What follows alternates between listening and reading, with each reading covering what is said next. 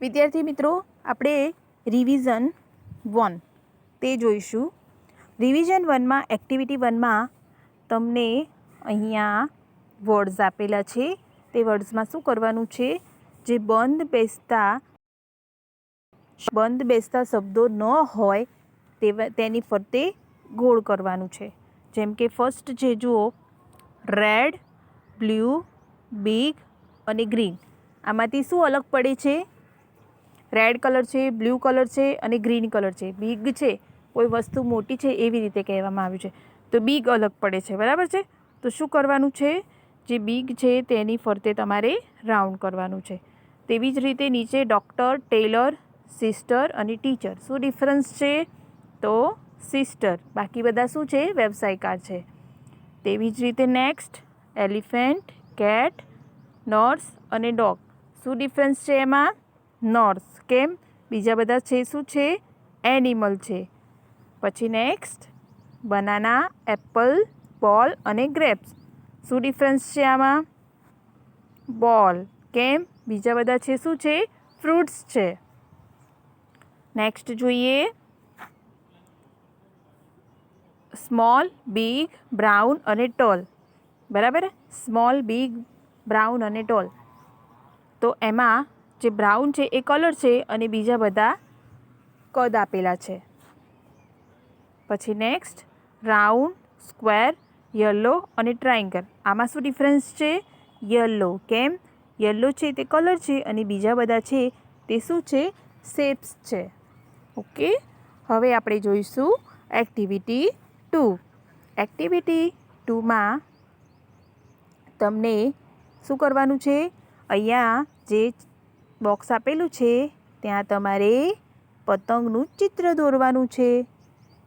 Okay, હવે પતંગનું ચિત્ર તમારે અહીંયા દોરવાનું છે.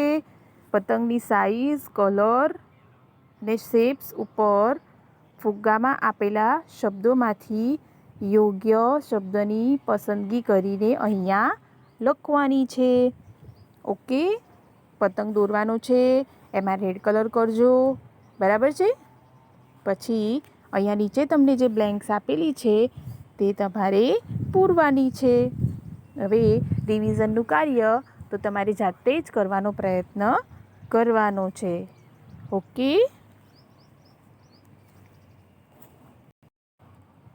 એક્ટિવિટી 3માં અહીંયા લીંબુ શરબત બનાવવાની રીત આપેલી છે અને તે રીતને યોગ્ય ક્રમમાં ગોઠવીને નીચે સેન્ટેન્સ બનાવીને લખવાનું છે. પણ બેટા, તે આપણા માટે જરૂરી નથી, એટલે આપણે તે લખતા નથી. ઓકે, હવે એક્ટિવિટી 4. એક્ટિવિટી 4માં શું આપેલું છે? એક પોટ આપેલું છે, ફૂલનું કુંડું આપેલું છે, બરાબર? હવે કુંડું જે છે તે કુંડાની અંદર જુદા જુદા વ્યવસાયકારના નામ આપેલા છે.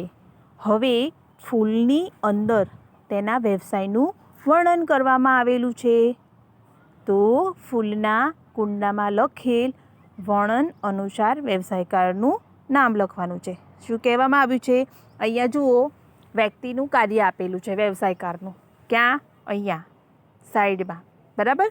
અને અહીંયા નીચે વ્યવસાયકારનું નામ આપેલું છે. તો વ્યવસાયકારના નામ મુજબ તમારે ત્યાં નીચે લખવાનું છે, કાર્યની નીચે. તો જોઈએ આપણે. ફર્સ્ટ આપેલું છે અ પર્સન હુ ડ્રોઝ પિક્ચર. બરાબર? એ વ્યક્તિ છે કે જે ચિત્ર દોરી શકે છે.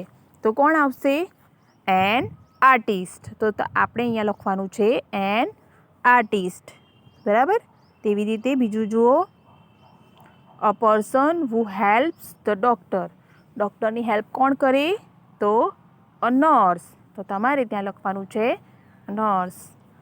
નેક્સ્ટ જોઈએ, a person who delivers letter. આપણા સુધી પત્રો કોણ પહોંચાડે? તો અ પોસ્ટમેન. નેક્સ્ટ જોઈએ, a person who teaches children. બાળકોને ભણાવવાનું કાર્ય કોણ કરે છે? તો શું આવશે? A teacher.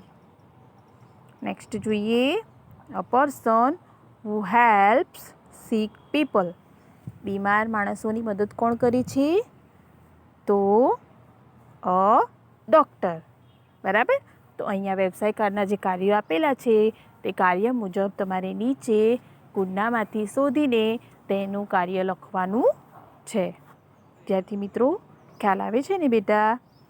ઓકે. તો સારા અક્ષરે લેખન કાર્ય જ્યાં કરવાનું કહ્યું છે મેમે ત્યાં કરવાનું છે.